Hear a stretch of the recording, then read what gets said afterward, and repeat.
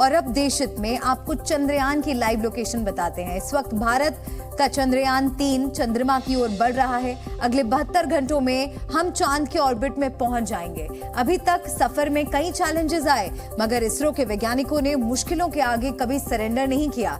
हमने बिना किसी गलती के अपना करीब 1/3 मिशन पूरा भी कर लिया है। इस मिशन में 2 और बड़े नाजुक मौके हैं। पहला, चंद्रमा की कक्षा में सही और सटीक तरीके से पहुंचना, और दूसरा, चंद्रमा की सतह पर बिना किसी गलती के लैंड करना। हमें यकीन है कि चंद्रयान 3 बिना किसी दिक्कत के अपना मिशन पूरा करेगा, क्योंकि हमारे इसरो के वैज्ञानिक गलतियों के सामने डरते नहीं हैं, सरेंडर नहीं करते हैं। जबकि दुनिया की सबसे बड़ी स्पेस एजेंसी नासा ने अभी अभी एक ऐसा ब्लंडर किया है जिससे 10 दिनों तक उनका सैटेलाइट अंतरिक्ष में भटकता रहा।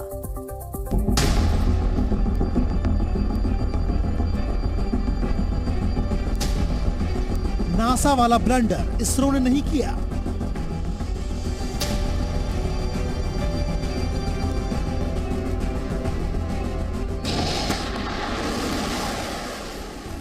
चंद्रयान 3 को चंद्रमा की तरफ सटीक रास्ते पर भेजकर इसरो ने दुनिया की सबसे बड़ी स्पेस एजेंसी नासा को भी मात दे दी। सबसे पहले वो गलती देखिए जिसने 10 दिनों तक नासा को परेशान कर दिया। एक ऐसी मिस्टेक जिससे नासा का 46 दिन पुराना मिशन दांव पर लग गया। कुछ दिनों पहले नासा के कंट्रोल रूम का एक पुराने सैटेलाइट वायेजर 2 से संपर्क टूट गया। ये स्पेसक्राफ्ट अभी धरती से करीब 20 अरब किलोमीटर की दूरी पर मौजूद है। दरअसल नासा ने अपने सैटेलाइट को एक गलत कमांड भेजा, जिसकी वजह से 21 जुलाई को सैटेलाइट से संपर्क टूट गया। इस कमांड की वजह से वायेजर 2 स्पेसक्राफ्ट धरती से 2 डिग्री दूर चला गया और इसने मिशन कंट्रोल से कमांड रिसीव करना बंद कर दिया था। यानी ये सैटेलाइट कुछ दिनों के लिए अंतरिक्ष में गायब हो गया। किसी को नहीं पता था कि नासा का ये सैटेलाइट अंतरिक्ष में कहाँ है, किस हाल में है। 46 दिनों में वायेजर 2 ने अलग अलग ग्रहों के बारे में काफी जानकारी दी है। इसलिए अपनी गलती को सुधारने और सैटेलाइट को ढूंढने के लिए नासा ने पूरी ताकत लगा दी। धरती से लगातार अंतरिक्ष में सिग्नल भेजे गए, पर ये सैटेलाइट इतनी दूर है कि वहाँ तक सिग्नल पहुँचने में ही 18 घंटे से ज्यादा का समय लग जाता है। करीब 1 हफ्ते से ज्यादा समय की मेहनत के बाद आखिरकार नासा के वैज्ञानिकों ने सैटेलाइट से दोबारा संपर्क स्थापित कर लिया है। नासा दुनिया की सबसे बड़ी स्पेस एजेंसी है। इसका बजट अरबों डॉलर का है। दूसरी तरफ हमारे देश की स्पेस एजेंसी इसरो है, जिसने अब तक सिर्फ 3 मून मिशन भेजे हैं और चंद्रयान 3 का हर चरण बिना किसी गलती के पूरा हो रहा है। हम यहाँ दोनों एजेंसी की तुलना नहीं कर रहे हैं, लेकिन कम बजट के बावजूद इसरो का स्ट्राइक रेट शानदार है। इसरो का स्पेस में लेटेस्ट कारनामा है स्लिंगशॉट। इसमें किसी भी ग्रह के गुरुत्वाकर्षण का इस्तेमाल करके अंतरिक्ष यान को किसी खास रास्ते पर भेजा जाता है।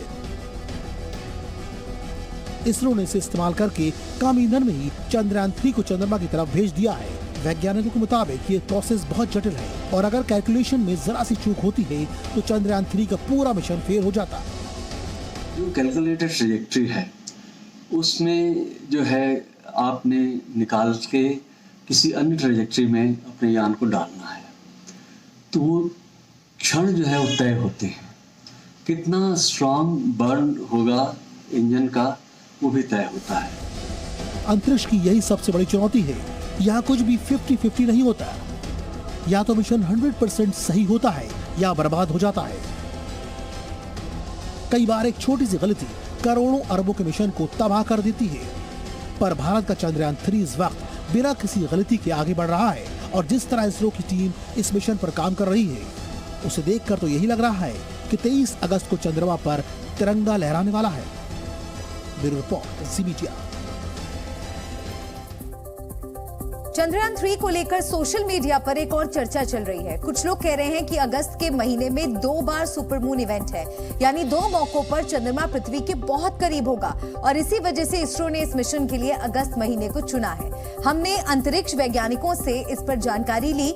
ये भी समझना चाहा कि आखिर सुपरमून और चंद्रयान 3 का क्या कनेक्शन है। सुनिए उन्होंने। कक्षा इस प्रकार से है, निकटतम स्थिति में ये करीब 3 लाख करीब 56,000 किलोमीटर की दूरी पे होगा और दूरतम स्थिति में 4,06,000 किलोमीटर की दूरी पर होगा।